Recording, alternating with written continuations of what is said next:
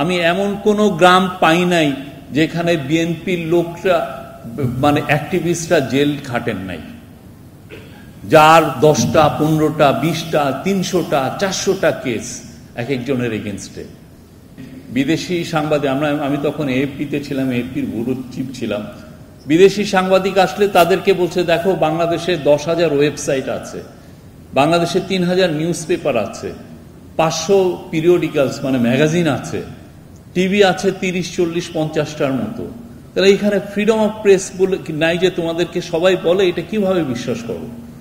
আমি অনেকগুলো এই ব্রিফিংয়ে ছিলাম, সেই ব্রিফিংয়ে এই কথাগুলো বলতো তাদের যারা স্পোকসম্যান ছিল, তাদের তথ্য মন্ত্রণালয়ে তথ্যমন্ত্রী, এরা এই কথাগুলো বলতো। কথা হচ্ছে যে এই সবাই মিলে একই কথাই তো বলছিল। সমস্ত নিউজ পেপার বান্ডেল থাকলে প্রতি সেনমানিতে টাকা বাঁচবে। বিকাশ সেনমানি বান্ডেল কিনে জিতুন প্রতি লেনদেনে। একই সুরে একই বয়ান তৈরি করছিল।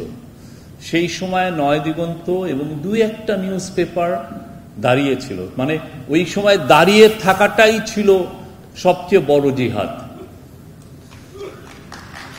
এই এই এই মানে নয় দিগন্তর এইখানে নয় দিগন্ত এবং কিছু কিছু ক্ষেত্রে আমি দেখেছি দিনকাল সংগ্রাম, যদিও তারা পার্টির মুখপাত্র, তারাও কাজগুলো করেছে। ছোট ছোট স্টোরিগুলো যেগুলোর আমরা এক ধরনের বর্ণনা মেজর নিউজ পেপারে পাচ্ছি, এদের কাছ থেকে আমার একই স্টোরির আমরা ডিফারেন্ট টেক পাচ্ছি। এবং ওই সময় এই বর্ণনা করাটাও ওই বর্ণনা পাওয়াটা খুব জরুরি ছিল, নাহলে আমি ডকুমেন্টেশন করবো কিভাবে?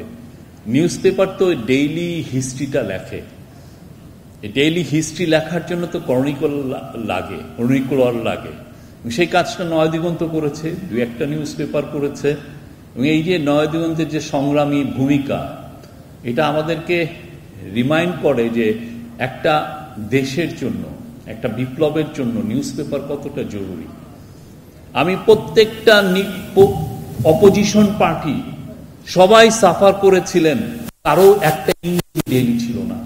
আপনার কথাটা লেখার কোনো ইংরেজি ডেইলি ছিল না, সেটা বিএনপিরই হোক, জামাত ইসলামেরই হোক, যে কোনো অপোজিশন পার্টির হোক। আপনার ইংরেজিতে আপনি যে কথাটা লিখতে চান, যেটা আমাদের এম্বাসির, ওয়েস্টার্ন এম্বাসির যারা পড়ুয়া লোকজন আছেন, যারা পুরো রিপোর্ট ব্যাক তাদের ওয়াশিংটনে বা ব্রাসেলসে বা আপনি লন্ডনে যারা রিপোর্ট পাঠান, তারা তো কোনো ইংরেজি ডেইলি, ইংরেজিগুলো সবই একই টাইপের কথা লিখেছে সেই সময়। আপনাদের একটা ইংরেজি ডেইলি ছিল না। আমরা যারা ইন্টারন্যাশনাল নিউজ এজেন্সিতে কাজ করেছি, আমরা কয়টা রিপোর্ট করি? মাসে 30টা রিপোর্ট, তো প্রতিদিন তো হাজার হাজার রিপোর্ট আসছে। আমি এমন কোনো গ্রাম পাই নাই যেখানে বিএনপির লোকরা মানে অ্যাক্টিভিস্টরা জেল খাটেন নাই, যার 10টা 15টা 20টা 300টা 400টা কেস এক একজনের এগেনস্টে। ওরা গ্রামের থেকে এসে ঢাকায় উবার চালাচ্ছেন, রিক্সা চালাচ্ছেন, কি ভয়াবহ একটা সময় গিয়েছে। কিন্তু এই গল্পগুলো ইংরেজি পত্রিকায় আসাটা খুব ইম্পর্টেন্ট ছিল, খুবই দরকারি ছিল না, এই সময় ছিল না। তা আমি বলে করবো যে আপনারা যারাই পলিটিক্যাল পার্টি করেন, যে ইয়ে করেন, সবার বয়ানের জন্য আপনার দ্বিভাষিক আপনার লাগবে। আপনি যে ইয়ে করেন, আপনি 1920s দিকে দেখেন, আমাদের যারা শেরে বাংলা বা এই সময় এই সময় আপনার নিউজ পেপার দেখেন, মুসলিম লীগের অনেকগুলো পত্রিকা ছিল। শেরে বাংলাকে সাপোর্ট করার জন্য 1937 থেকে 1947 পর্যন্ত অনেকগুলো নিউজ পেপার ছিল।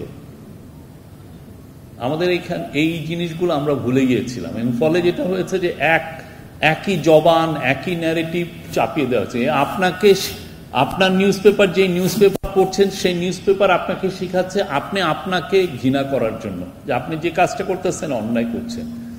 আপনি যে অপোজিশন, আপনি যে অ্যাক্টিভিজম করাটা যে খুব ন্যায়সঙ্গত একটা, আপনার প্রোটেস্ট করাটা যে এটা একটা আপনার ন্যায়ের পার্ট, সেই জিনিসটা আপনাকে ঘৃণা শেখাচ্ছে। না, আপনি ওই প্রোটেস্ট করাটা এটা ইলিগাল, এটা ঠিক না।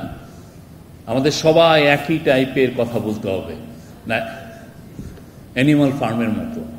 তো সেই জায়গায় আমি আবারও নয় দিগন্ত পরিবারকে ধন্যবাদ জানাই, তারা অনেক কাজ করছেন। বাট আমাদের কাজ এখানে শেষ না।